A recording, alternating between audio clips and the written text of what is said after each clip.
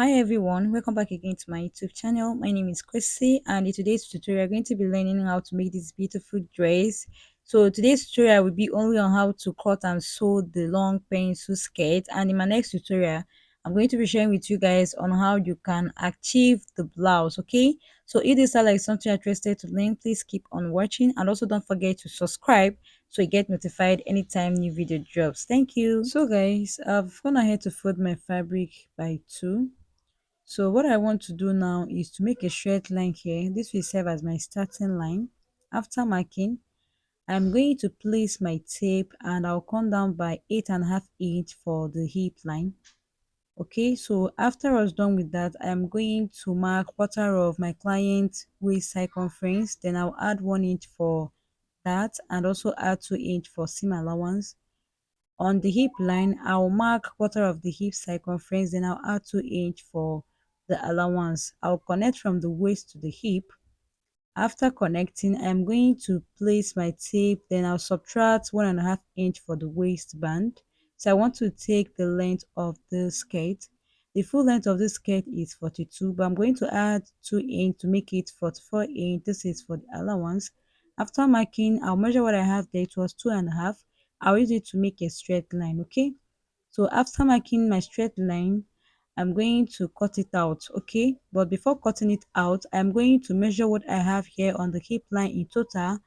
I've measured it and I'm going to come down here on the hem part, then I'll subtract 1 inch from the measurement I had, then I'll mark what I measured. Okay, so you do the same thing here as well. Subtract 1 inch from whatever measurement you have there in total, then mark. You're going to do this like 3 times. After marking, go ahead and connect from the hip to that point. Okay, just like this. So after I was done with this, next thing I want to do now is to cut it out.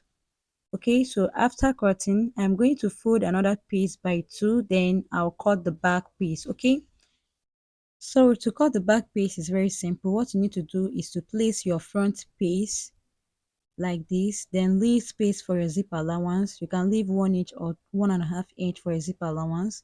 So after placing, I'll go ahead and trim out the excess, then I also trim out the excess I have on the side. Do the same thing at the upper part as well. Okay,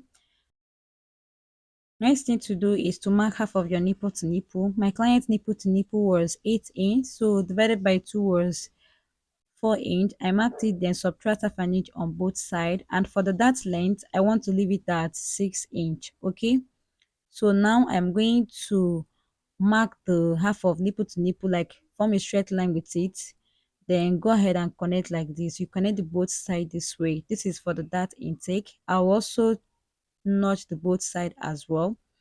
After notching, I'll also slash the zip allowance side, then notch the zip allowance as well. Okay, after I was done cutting, guys, you can see what I have here. Next thing I want to do now is to cut the lining piece. So this is full lining. You can see I've gone ahead to cut the lining for the back piece, and for the front piece, make sure your lining for your front piece is on a fold. And another thing I did was, you can see the lining and main fabric are not of the same length. Remember, I added 2 inch for sewing allowance, so I subtracted 1.5 inch from the lining, and I'm going to use the half inch that's supposed to make it 2 inch for the sewing allowance. Okay, like joining it from the waistline. So after I was done with this, you can see what I have here. Can you see? So your lining should be 1.5 inch shorter than your main fabric. Do you get? So now open your main fabric, then place your lining right sides facing each other like this. After placing, what you're going to do is to start this sewing from the hem part. So you can see it's not an equal length. So what you're going to do is to make sure the lining aligns very properly with the main fabric. So go ahead and sew with half an inch from your hem. After sewing with half an inch from your hem, you come here, then align the lining as well on this side, then go ahead and make your stitch on both sides, okay, to give you a turn up effect. So after sewing this lining on all the piece, you can see what I have here, and you can also see the turn up effect I have at the hem. Can you see? Now after I was done with this, next thing I want to do now is to make my dart. So from that notched area, you're going to fold them into two. Make sure you fold through that notch, that both notch. Go ahead and fold them like this, and you come down by 6 inch. Go ahead and make your dart using your half an inch. Okay, So after making my dart, guys, you can see what I have here on all the piece. I've gone ahead to make my dart.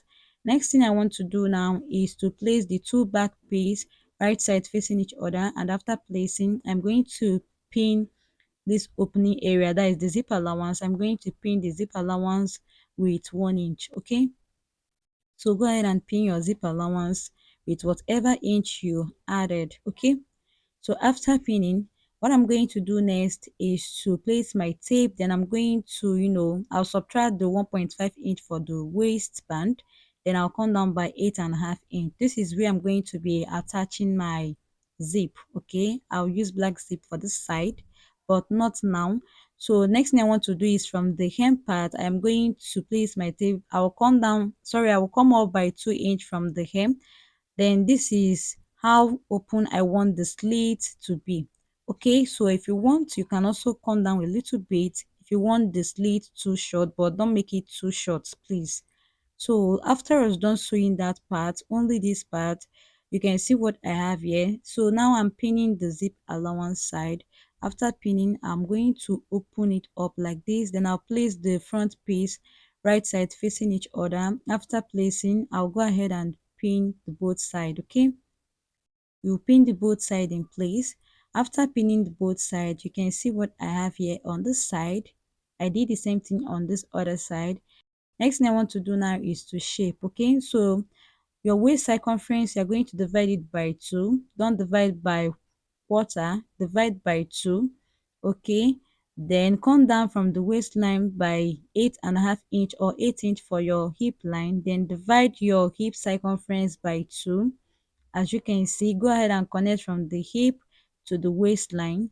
Then after that, you are going to continue doing this. Okay, so when you get to the hem part of the skirt, you're going to subtract 2 inch on both sides. I subtracted 2 inch here, and I did the same thing at this point. That means I removed 4 inch from the down part. So I'll just go ahead and connect from there to the hip line. Okay, and I'll go ahead and stitch. After stitching the both side, you can see what I have here. I've also gone ahead to iron. Can you see? So the next thing I want to do now is to turn the back side. Then I'll remove the pin I have on this zip allowance side. So now I'm going to measure the waist area. Whatever inch I have here, I'm going to cut it out on another piece. Okay, so I had about 38 inch here. So this fabric is on a fold. So I went ahead to mark 3.5 inch. The half inch I added was for the joining allowance. So I'll just go ahead and mark. After marking the 3.5 inch, making sure it's in a straight line, I'll go ahead now to cut it out. Okay, so I'll just go ahead and cut it out. Then I'll also cut the other side as well. So after cutting, I will measure what I have there, and I had about 22 each on a fold. I had excess, so I'm going to trim out the excess after joining my waistband. So I'm going to, join it like this. You just fold your band by 2, use your half an inch to stitch all the way around. After stitching, you can now trim out the excess.